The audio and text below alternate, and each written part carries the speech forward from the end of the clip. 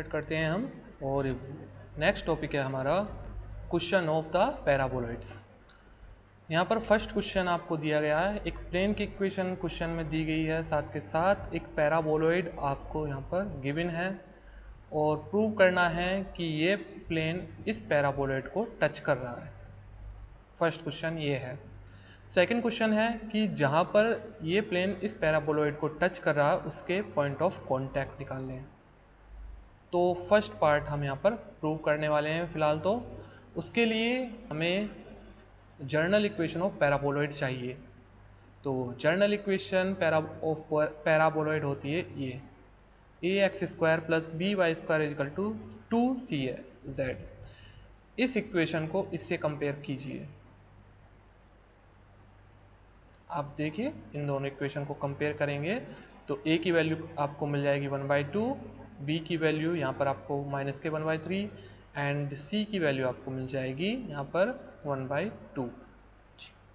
ये इक्वेशन इसका मैंने थोड़ा सिंप्लीफाई करके लिखा हुआ, आपको इससे नहीं करना कंपेयर, इस वाले इक्वेशन से करना है, ठीक है। इस बात का ध्यान रखना है थोड़ा आपको। नेक्स्ट जो प्लेन दिया गया है आपको उस प्लेन को भी कंपेयर करना है। किससे? प्लेन की इक्वेशन से। ये आप जानते हो कि एक प्लेन की इक्वेशन है। तो इस इक्वेशन को अगर आप इससे कंपेयर करो तो आपको L की वैल्यू आप यहाँ से 8 मिल जाएगी, M की वैल्यू -6 मिल जाएगी, N की वैल्यू -1 मिलेगी और P की वैल्यू मिलेगी आपको 5। चलिए यहाँ पर हमें ज़रूरी जो चीज़ें थी वो मालूम हो गई हैं। अब हम नेक्स्ट लगाते हैं condition for tangency for paraboloid. ये आपके कंडीशन होती है टेंजेंसी की। तो इसमें अब मैंने ऊपर जो निकाला था यहाँ पर उसको पुट करेंगे। अगर वो 0 के बराबर आ जाता है देन हम ये प्रूव कर चुके होते हैं कि ये टच करता है, जो भी प्लेन गिवन है वो टच कर रहा है पैराबोलॉइड को। और मैंने जैसे कि यहाँ पर सॉल्व करके दिखाया हुआ है कि ये 0 बनना है। 0 बनने का मतलब है कि ये जो गिवन प्लेन था वो आपका टेंजेंट प्लेन है पैराबोलॉइड का। फर्स्ट पार्ट हमारा यहाँ पर प्रूव हुआ। आपको यहाँ पर ध्यान रखने वाली बात ये है कि ये आपको याद रखना होगा, ये होती है आपकी condition for tangency for paraboloid. Second, अब हम यहाँ पर पॉइंट ऑफ कांटेक्ट निकालने वाले हैं। उसके लिए हम क्या करेंगे, यहाँ पर टेंजेंट प्लेन की इक्वेशन को निकालेंगे जैसे कि हम पहले भी करते हुए आए हैं। अगर आपको टेंजेंट निकालना है तो आप सिंपली जो स्क्वायर वाली टर्म होती है उसको रिप्लेस कर देते हैं x × x1 से। और अगर सिंपल x है, अगर जिसकी डिग्री 1 है x की, तो उसको हम रिप्लेस कर देते हैं x + x1/2। ये मैंने काफ़ी बार आपको पीछे भी बताया। आपकी जो पैराबोलॉइड की इक्वेशन है वो ये है।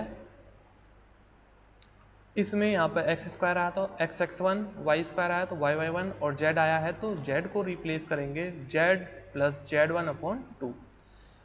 अब ये x1, y1, z1 ये क्या है, यही आपको निकालने हैं, ठीक है, यही आपको चीज़ें निकालनी है।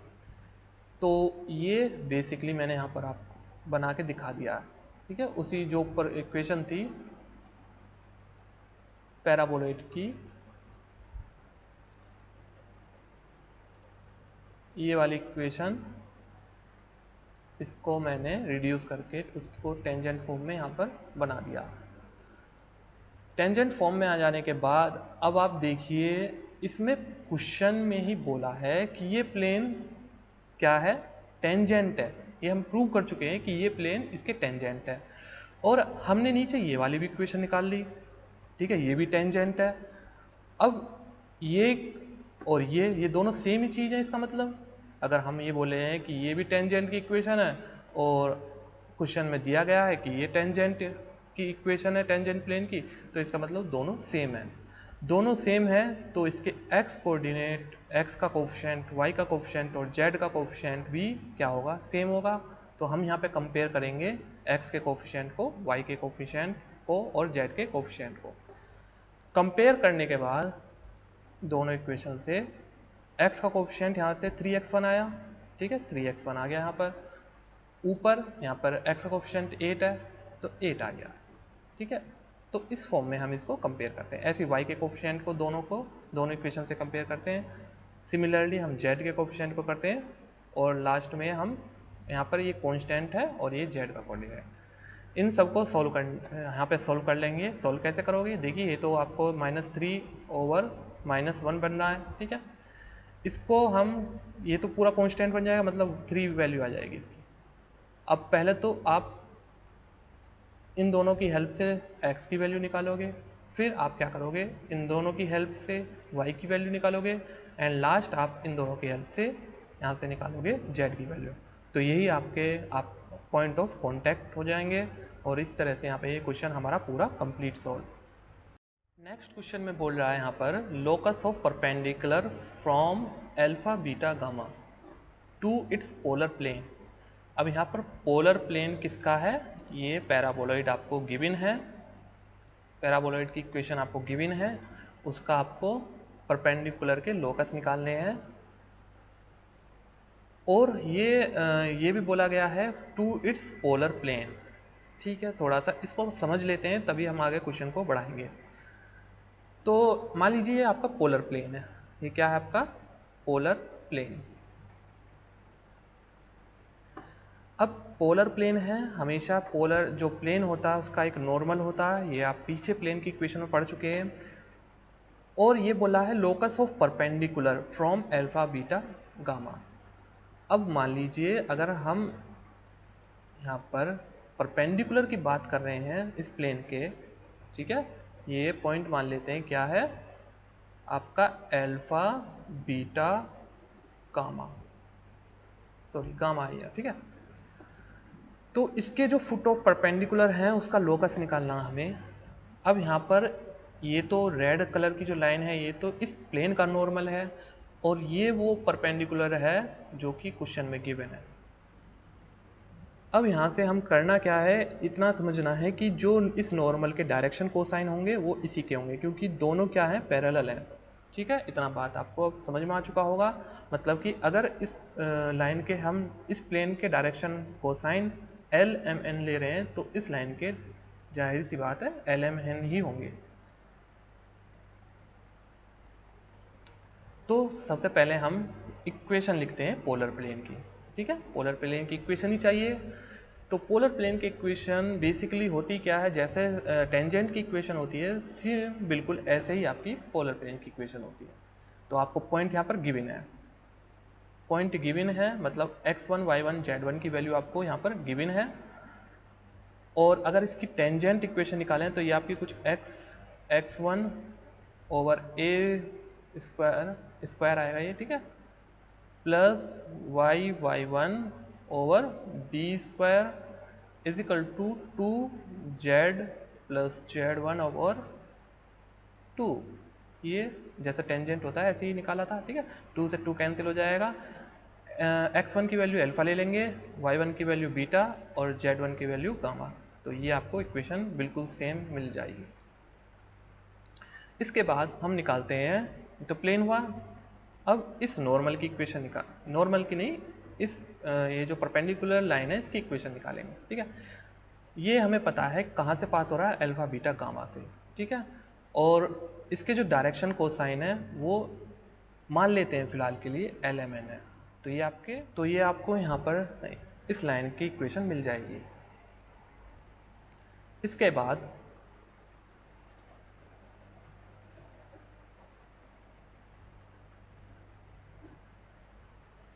Since the above line is parallel to the normal of the polar plane, जैसा कि मैंने अभी बताया था, फर्स्ट हमने यही डिस्कस किया था कि जो दो लाइन थी, एक तो नॉर्मल जो प्लेन की नॉर्मल थी, सेकंड जो उसने क्वेश्चन में पूछा है, दोनों लाइन पैरेलल हैं एक दूसरे के। तो इसका मतलब हम यहाँ पर पैरेलल लाइन की कंडीशन लगा देंगे, ठीक है। तो यहाँ पर इसका डायरेक्शन कोसाइन क्या होगा, अल्फा ओवर ए स्क्वायर। तो अल्फा ओवर ए स्क्वायर और इसका डायरेक्शन कोसाइन यहाँ पर L है, ठीक है। तो ये कंडीशन लगा दी।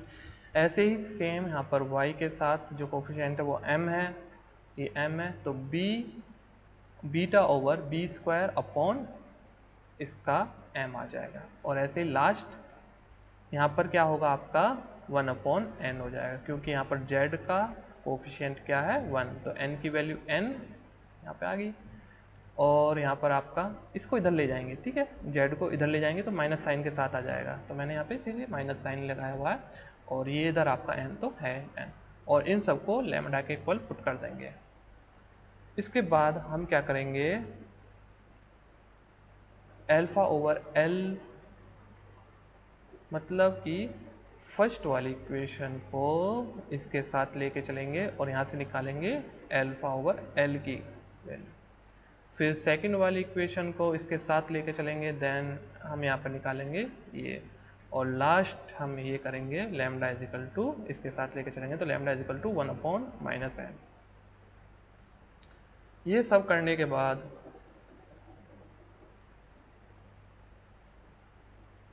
अब हमने जो लिया था इस इक्वेशन में एक्स्ट्रा चीज़ क्या थी, LMN, ठीक है, जिनको हमें अब इन इक्वेशन से एलिमिनेट करना होगा, तभी हमें लोकस मिल पाएगा। तो क्या करेंगे एलिमिनेट करने के लिए, alpha over l minus beta over m, ये ले लेते हैं, इन दोनों इक्वेशन को लेते हैं और एक दूसरे में से माइनस कर देते हैं, ठीक है। इसको अगर फर्स्ट इक्वेशन मान रहे हैं और इसको सेकंड इक्वेशन मान रहे हैं तो फर्स्ट माइनस सेकंड, तो यही किया हमने, ये आ गया। इधर हमारा लैम्डा क्या आया, लैम्डा की वैल्यू तो जाहिर सी बात है तीसरी इक्वेशन से निकल के आ ही चुकी है, lambda is equal to -1/n। तो यहाँ पर आप क्या करोगे, इस लैम्डा की वैल्यू को यहाँ पर रख दोगे तो फाइनली हमें ये इक्वेशन मिल जाएगी। अब लास्ट काम जो आपका बचा है वो है LMN को एलिमिनेट करना। अब हम क्या करेंगे, ये हमारे पास जो इक्वेशन आई है इसकी और इसकी हेल्प से LMN को यहाँ से एलिमिनेट करेंगे। कैसे करेंगे, जैसे हम पहले भी करते हुए आए हैं कि पूरी इक्वेशन को n से डिवाइड कर दीजिए या फिर l से डिवाइड कर दीजिए, फिर यहाँ से भी ऐसे ही पूरी इक्वेशन को l से डिवाइड कर दीजिए, m से डिवाइड कर दीजिए। मान लीजिए अगर इसको पूरी इक्वेशन को ही हम n से डिवाइड करें, n से सॉरी यहाँ पर क्या करेंगे मल्टीप्लाई, तो n से मल्टीप्लाई कर रहे हैं तो यहाँ पे n आ जाएगा, यहाँ पे भी n आ जाएगा और यहाँ पे भी n आ जाएगा, तो ये n से n कैंसिल हो जाएगा, हमें चाहिए n/l की वैल्यू। तो ये दोनों इक्वेशन लेके चलेंगे, यहाँ से x माइनस एल्फा ओवर, ठीक है, इन दोनों इक्वेशन को लेकर चल रहे हैं तो l/n की वैल्यू आ जाएगी। इसका रेसिप्रोकल कर देंगे तो आपको n/l की वैल्यू मिल जाएगी, इसको यहाँ पर रख देंगे। फिर ऐसे ही आप m/n की वैल्यू इन दोनों से निकालोगे और इसको यहाँ पर रख दोगे तो फाइनली आपको ये इक्वेशन मिल जाएगी जो आपका आंसर है। ये आपको खुद करना है।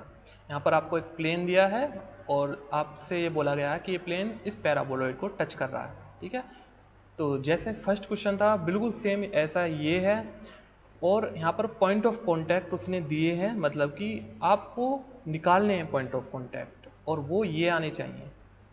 तो आप फर्स्ट क्वेश्चन को देखिए और फिर इसको ट्राई करेंगे तो आपका आंसर आ जाएगा यहाँ पर।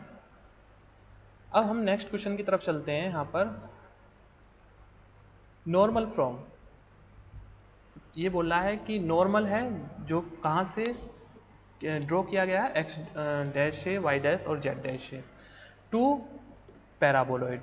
यहाँ पर एक पैराबोलॉइड दिया गया है और ये बोल रहा है कि ये किस पर लाई कर रहा है, इस पर लाई कर रहा है, ठीक है। फाइनली हमें आंसर में ये चीज़ लानी है, तो कैसे करेंगे, फर्स्ट ऑफ ऑल हम क्या करेंगे, नॉर्मल की इक्वेशन निकालेंगे। ये यहाँ पर थोड़ा चेंज कर लेना, ये अल्फा बीटा की जगह x1 y1 है। नॉर्मल की इक्वेशन ये होती है, ठीक है, इसको आप थोड़ा ध्यान रखेंगे नॉर्मल की इक्वेशन को, x माइनस x1। अच्छा, यहाँ पर हम क्या कर रहे हैं, ये जो आपका पैराबोलॉइड है इस पर एक पॉइंट ले रहे हैं x1 y1 z1, और हम ये बोल रहे हैं कि जो नॉर्मल ये है, ये नॉर्मल वो इस प्लेन इस पैराबोलॉइड को इस पॉइंट पर टच कर रही है, ठीक है। तो हम उसकी हेल्प से यहाँ पर नॉर्मल निकाल लें। तो नॉर्मल की इक्वेशन क्या होती है, x माइनस x1, मतलब जो पॉइंट है वो ओवर a x1, a क्या है आपका, यहाँ पर ये जो a है ये यहाँ से उठाया गया, b आपका यहाँ से उठाया गया और c आपका यहाँ से उठाया गया। a x1 और b y1 माइनस c, ये आपका पूरा l की वैल्यू है एक तरह से, और ये m की वैल्यू है, और ये एक तरह से आपकी n की वैल्यू है। इसके बाद हम क्या करेंगे, क्योंकि ये तो पॉइंट जो थे x1 y1 z1 ये हमने माने थे। अब क्वेश्चन में भी आपको दिए गए हैं 3 point x dash y dash और z डैश, तो वो इस इक्वेशन को भी सेटिस्फाई करेंगे, ठीक है, क्योंकि ये पॉइंट और ये पॉइंट दोनों नॉर्मल के ही हैं, नॉर्मल पे ही लाई कर रहे हैं, तो जहाँ पर भी x है वहाँ पर रिप्लेस कर देंगे, x को x डैश से, y को y डैश से, z को z डैश से, ठीक है, और इन सबको इक्वल टू लैम्डा। इसके बाद आप क्या करोगे, x1 की वैल्यू निकालोगे with the help of these two term, then आप y1 की वैल्यू निकालोगे with the help of these two term and z की वैल्यू निकालोगे विद दीज टू टर्म। इतना करोगे तो आपको x1 की वैल्यू यहाँ पर मिल जाएगी ये, y1 की वैल्यू ये और z1 की वैल्यू ये। फिर next 5 normal can be drawn from x1 y1 z1। हम एक पॉइंट से 5 नॉर्मल ड्रॉ कर सकते हैं पैराबोलॉइड पे। अब 5 ड्रॉ कर सकते हैं, एक तो ये आ चुका, ठीक है, एक की इक्वेशन तो हम पहले लिख चुके हैं, दूसरे की इक्वेशन यहाँ पे हम लिख लेते हैं, जर्नल इक्वेशन लिख लेते हैं, ठीक है। ये एक कोई दूसरा उसी पॉइंट से, किसी पॉइंट से पास होने वाला 5 होते हैं ना, तो दूसरी हमने इक्वेशन ये लिख ली और उसके direction cosine L M N मान लिए, और मैंने ऊपर ही बताया था कि ये क्या है आपके एल एम एन, तो एल एम एन की वैल्यू क्या हो जाएगी, A X one B Y one और माइनस सी, ठीक है, आप देख सकते हो यहाँ पर मैंने लिखा ही था पहले, ये x1 है और ये y1 है, तो l की वैल्यू आपकी ax1, m की वैल्यू by1 और n की वैल्यू माइनस सी, क्योंकि दोनों नॉर्मल की इक्वेशन है तो डायरेक्शन कोसाइन बिल्कुल सेम होंगे। x1 की वैल्यू को यहाँ से उठाइए और पुट कर दीजिए यहाँ पर, y की वैल्यू को यहाँ पर पुट कीजिए, ठीक है, और आपको यहाँ पर l m n यहाँ पर मिल जाएंगे। इसके बाद आपको करना क्या है, उस इक्वेशन पे जाना है, ठीक है, उस इक्वेशन पे जाने के लिए आपको एक तो यहाँ से ये लैम्डा, ठीक है, ये लैम्डा एलिमिनेट करना होगा, और दूसरा आपको ये एल एम एन भी एलिमिनेट करने होंगे यहाँ से। सबसे पहले हम काम करेंगे कि ये जो न्यूमरेटर में ए एक्स डैश है इसको ले जाएंगे एल के नीचे और कर देंगे रेसिप्रोकल, ठीक है, हमने यही किया। अब देखिए कि ए इसको नीचे ले गए और फिर रेसिप्रोकल किया तो जो नीचे था वो ऊपर आ गया और जो ऊपर था वो नीचे आ गया, इधर बचेगा 1 प्लस ए लैम्डा, और रेसिप्रोकल किया तो ये ऊपर आ जाएगा, सेम इसके साथ करना, ठीक है, और इधर हम क्या करेंगे, सी ओवर एन की वैल्यू निकाल देंगे जो कि है -1,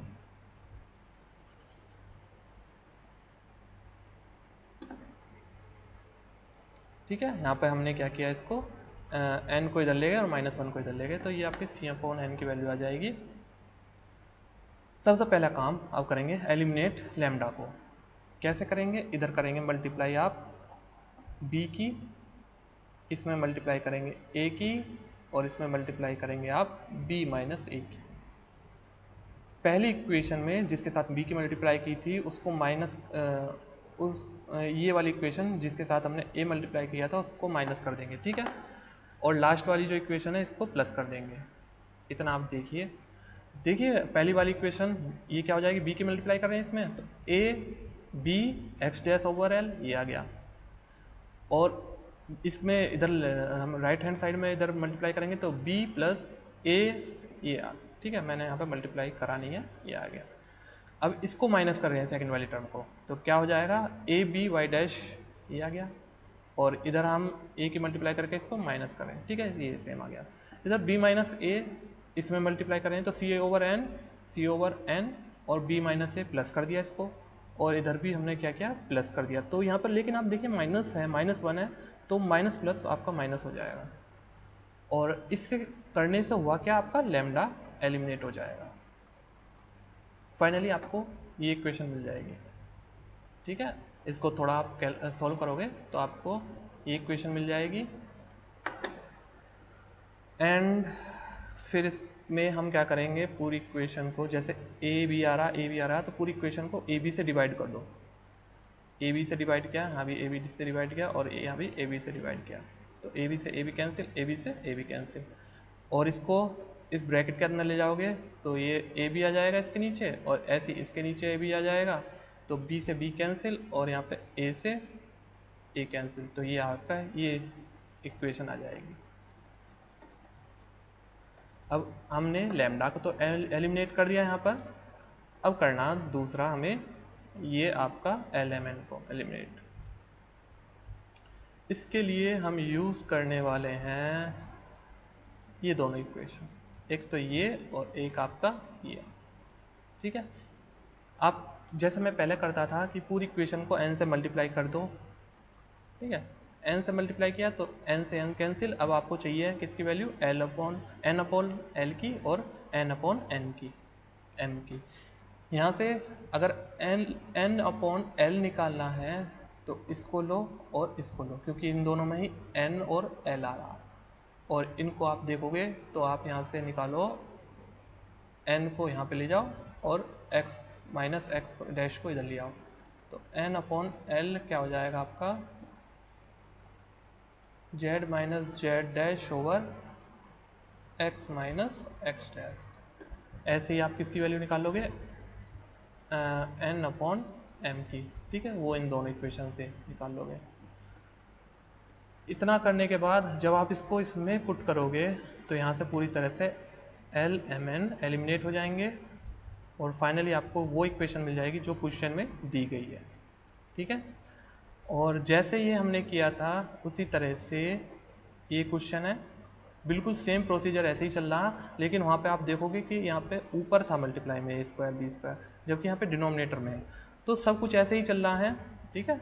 और लास्ट में आपका जो है थोड़ा सा यहाँ पे इक्वेशन चेंज हो जाएगी, क्योंकि यहाँ पे इनके कोफिशिएंट भी चेंज हुए हैं, तो ये क्वेश्चन आपको खुद करना है।